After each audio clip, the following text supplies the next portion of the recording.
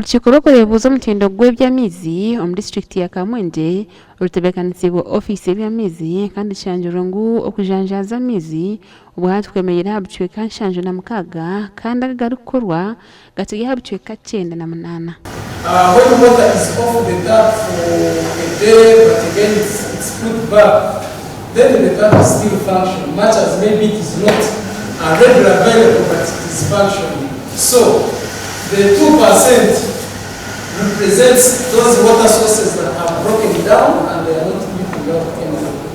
The boards, we've been able to still with support from partners, UNICEF, Water for People, World Vision, and so many, Jesse, Join for Water, they have supported us. All the sub-counties of Kamwenge have boards actually. Water for People came in to solve the problem. I wonder what could be the problem with national water. That's one. Two. Some location. Robona, Nyanchamba, Chabioma, those Konderwa, those places. You find they have taps, but there is no water flowing for a period of a month to 3 months.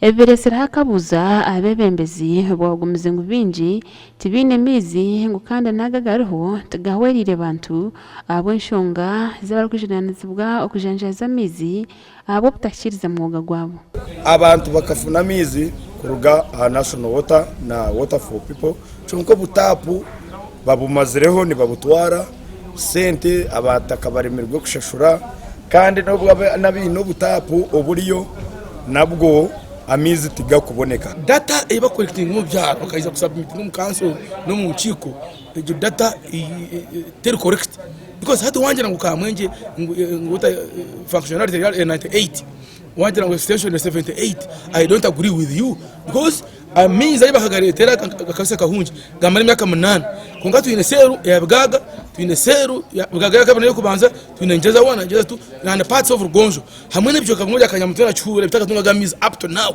kandi issue yaba n'utijeo babireka kizizo babireka baba national water tiba explain abantu abenshi amizi gatanga abebezi n'abarkwebembere bitungure bitari bimwe na bimwe bashikira mu rukikoro amizi abantu bageni tapu zomire amizi nigija rimwe emusabiti ningagabura ku marobiri ahandi gakwikayo so twashangwe songa emwe eri kukireta no kubura kwa mashanyarazi abo kwa amizi gitu gamwe gina mana gatambuza ab'imihanda bani bashara